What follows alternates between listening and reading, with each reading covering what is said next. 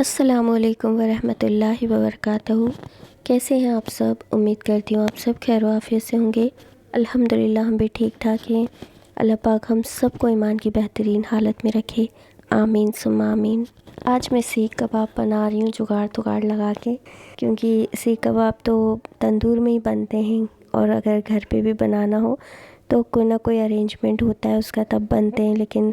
میرے پاس نہ کوئی ارینجمنٹ تھا، نہ تندور تھا، کچھ بھی نہیں تھا، تو بس جگاڑ لگا کے یوٹیوب کے ذریعے میں آج سیخ کباب بنا رہی ہوں۔ اس کے پہلے بھی ایک بار میں نے بنائے تھے تو وہ اچھے بن گئے تھے، اور ایان کو بہت پسند ہے، اور اسی کی فرمائش پہ بنا رہی ہوں۔ اس کے پہلے جب بنے تھے نا تب بھی اچھے بن گئے تھے، تو پھر بس وہ اس بار ضد کر رہا تھا۔ ویسے تو میں نے بہت کوشش کی کہ میں ٹال دوں، لیکن میں نہیں ٹال پائی، کیونکہ اس میں نا ایک تو رمضان ہے، اور رمضان میں ویسے ہی اتنے سارے کام ایکسٹرا ہو جاتے ہیں، اور اس پہ پھر اس طرح کا کام کہ نہ آپ کے پاس کوئی ارینجمنٹ ہے، نہ کوئی اس کی خاص ویوستھا ہے، تو پھر اس میں دقت اور زیادہ ہو جاتی ہے، اور ٹائم بھی زیادہ لگ جاتا ہے۔ تو اس لیے میرا من نہیں تھا کہ میں ابھی بناؤں۔ میں نے اس کو کہا بھی تھا کہ پاپا بھوپال جائیں گے تو میں تمہارے لیے بلوا دوں گی، لیکن بس پھر ضد کرنے لگا، پھر میرا بھی دل نہیں مان رہا تھا۔ میں نے چلو ٹھیک ہے بنا دیتی ہوں۔ تو پھر ٹائم تو لگا، لیکن الحمدللہ اچھے بن گئے، بچوں نے بھی اچھے سے کھائے، ان کے پاپا نے بھی اچھے سے کھائے، اور سیخ کباب کو کچھ تو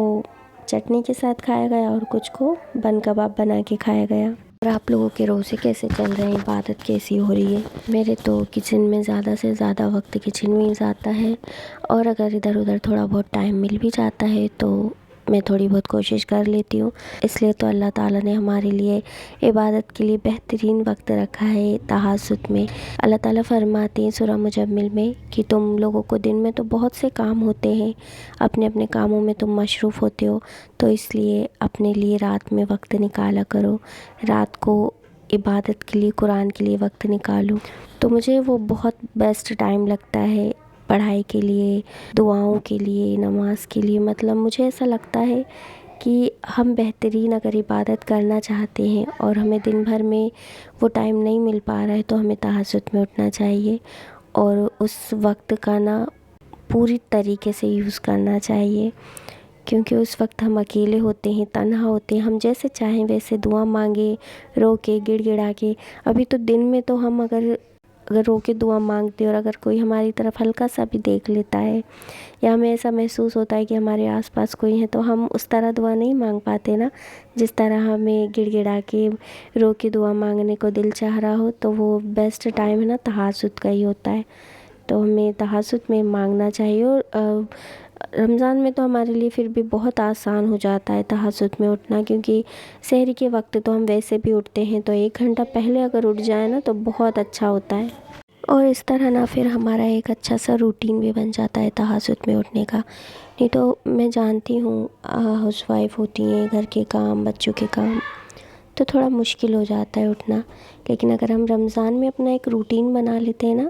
ویسے تو رمضان میں بھی مشکل ہے، لیکن مشکل کیا نہیں، مشکل تو سب کچھ ہے، لیکن اب جب ہم اتنے بڑے بڑے کام کر جاتے ہیں تو پھر ہمارے لیے کوئی چیز کیوں اتنی مشکل بن جاتی، کیونکہ ہم اس پہ اتنا توجہ ہی نہیں دیتے۔ تو اس لیے ہر چیز کو جب ہم کر سکتے ہیں تو ہم یہ بھی کر سکتے ہیں۔ تو رمضان میں سب سے بیسٹ ہوتا ہے کہ ہم اپنے تہجد کا ایک روٹین سیٹ کریں، اس طرح نہ ہماری عبادت بھی ہو جاتی ہے، اور آگے کے لیے نہ ہمارے ایک تہجد کا روٹین بھی بن جاتا ہے۔ اور یقین مانیں اگر ایک بار آپ کو تہجد کی عادت ہو گئی نا، پھر آپ تہجد پڑھے بنا نہیں رہ پائیں گے، یہ میرا چیلنج ہے آپ سے، کیونکہ تہجد میں جو لذت اور جو مزہ اور جو کیفیت ہے نا، وہ کسی اور عبادت میں فیل نہیں ہوتی، کیونکہ اس وقت صرف اور صرف باقی نمازیں بھی ہم اللہ کے لیے پڑھتے ہیں، لیکن اس وقت آدھی رات کو اپنی نیند سے نکلنا، کیونکہ نیند تو کتنی انسان کو عزیز ہوتی ہے نا، اور اس وقت کی نیند جو آخری پہر کی ہوتی ہے وہ تو کتنی بیسٹ ہوتی ہے، اس کو چھوڑ کے آپ مصلی بچھاتے ہیں اور اللہ کی بارگاہ میں جب کھڑے ہوتے ہیں نا، وہ کیفیت ہی الگ ہوتی ہے۔ تہجد کے حوالے سے کتنی حدیثیں ہیں، اور قرآن میں بھی اللہ تعالیٰ نے تہجد کے حوالے سے کتنی حدیثوں میں آتا ہے کہ آپ کو دنیا چاہیے تہجد پڑھیں، آخرت چاہیے تہجد پڑھیں، اور جوانی کی تہجد تو ماشاءاللہ اللہ تعالیٰ کو بہت پسند ہے، کیونکہ جوانی کے دنوں میں تو انسان کے الگ ہی شوق ہوتے ہیں، اور اس وقت اگر وہ اپنے شوق کو ترک کر کے جوانی میں ہی تہجد کی عادت بنا لے تو اس سے بڑھ کے اور کیا بات ہو سکتی ہے۔ اللہ پاک ہم سب کو تہجد گزار بنائے، آمین۔ تو بس یہ آج کا بلاگ اتنا ہی، اور انشاءاللہ ملتے ہیں اگلے ایک اور نئے ویڈیو کے ساتھ۔ اللہ پاک ہم سب کو ایمان کی بہترین حالت میں رکھیں، آمین ثم آمین، اور اللہ پاک ہم سے ڈھیر و ڈھیر نیکیاں کروائیں،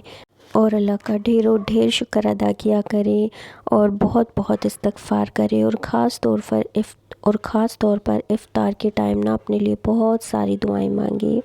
کیونکہ وہ وقت دعاؤں کی قبولیت کا وقت ہوتا ہے۔